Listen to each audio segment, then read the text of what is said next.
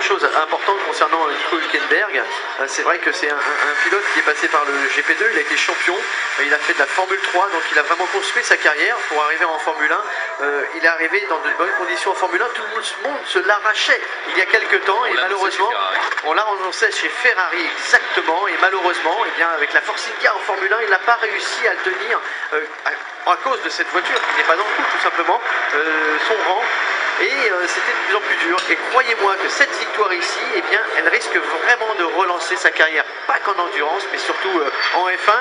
En tout cas, lui, on le reverra sûrement au volant d'une voiture dans le championnat du monde très rapidement. Cette édition, c'est décidément l'édition des symboles et des anniversaires, puisque outre Porsche, eh bien, du côté de la catégorie GTE Pro, on l'a dit, c'est la victoire de la Corvette. À noter que depuis l'an 2000 et le retour de la marque officielle au Mans, eh bien, toutes les générations de Corvette ont porté C5, C6 et désormais à C7. Et c'était le 55e anniversaire de la première participation de la marque.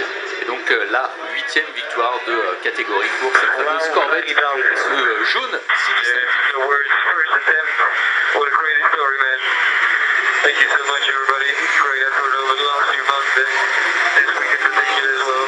Toute l'équipe, évidemment, c'est le moment de partager. Vous voyez qu'il en profite pour rire et saluer les commissaires. C'est une image très sympa parce que là, voilà, il peut se relâcher, il a reversé son équipe. Et c'est vrai qu'il doit avoir hâte, Franck, de retrouver tout le monde pour reprendre ses coéquipiers dans ses bras, ses mécanos et ses ingénieurs, pour partager avec eux, parce que là, il est un peu tout seul, même s'il salue tout le monde.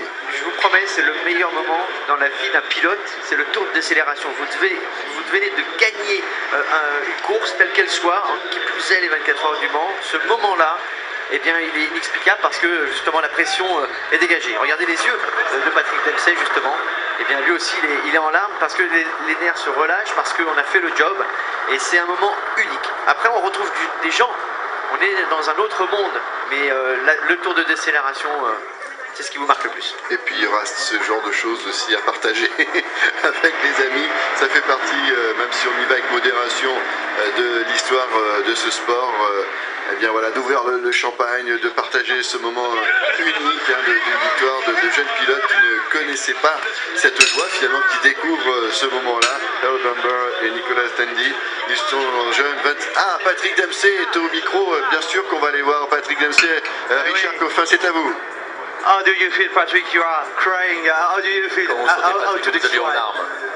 Well, I think it's hard to put into words how much it means to be on the podium at Le Mans. Être ici sur le podium au Mans, c'est just phenomenal effort and support from Porsche et tout le soutien and de the drivers, l'écurie Marco Porsche, and de Patrick mes did a coéquipiers, phenomenal job. And Marco, Patrick, it's ont fait un really, boulot incroyable. really well and really committed. And you can see with Patrick fighting Townsend, we're all friends back in LA.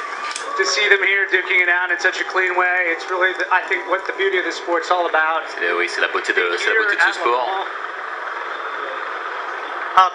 Il a du mal à trouver ses mots. Like Paul Newman, you are in the story of the race right now. Actor and racer. Dans l'histoire du monde, Paul Newman, It's deuxième an en amazing 79. accomplishment. You always dream about moments like this. And Je ne pouvais pas rêver à des worked very moments hard pareils. in the last 3 years J'ai travaillé comme un dingue ces 3 dernières to années. make this happen, and it's here.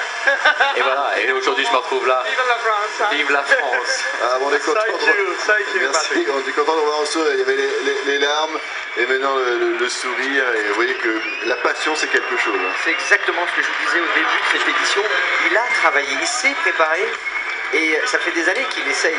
Et là, il y arrive quelque part. C'est plus qu'une victoire pour lui. Et moi, je salue ce genre de personnage parce que quand on a la passion de quelque chose, que l'on va au bout, que l'on risque sa vie dans ce type de course qui est une des courses les plus dangereuses au monde quand même, eh bien, il peut être fier.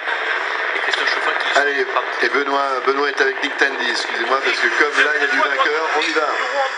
De 24 heures du Mans. Ils ont fait les Mans. Votre sentiment dans la mêlée. C'est vraiment bien, très bien. Et il est obligé de rejoindre, vous voyez la voiture, c'est ça l'image. C'est bien Il est très pressé évidemment parce qu'il va devoir monter sur la voiture, vous connaissez l'image traditionnelle. Il y a un protocole qui est un peu particulier qui fait que c'est pas toujours évident de s'approcher de l'équipage vainqueur parce qu'ils ont envie de partager ce moment où justement la voiture arrive là tout près du stand, au bout des stands pour Porsche, et donc enfin, j'allais dire, ils vont se retrouver tous les trois.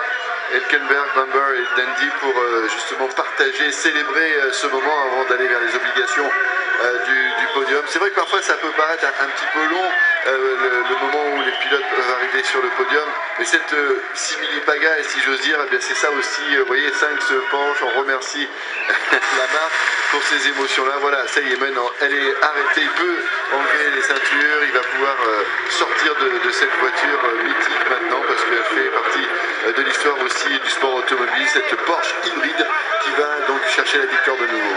Là où je suis assez impressionné, c'est le rythme que Porsche a donné tout au long de la course. Non seulement au qualif, ils ont battu le record du tour de 5 secondes, on attendait plus Audi sur l'endurance, et en fait, ils ont vraiment impressionné tout le monde par leur fiabilité, mais surtout leur vitesse d'exécution, parce qu'en course, ils n'ont jamais baissé de rythme, jamais, jamais, jamais. Ils sont restés autour de 3,17, 3,18, longtemps, plutôt que d'aller chercher un temps en 3 minutes, 15 secondes, eh bien, ils sont restés concentrés sur un rythme de course très élevé, et je pense que là, ils ont fait la différence, et franchement,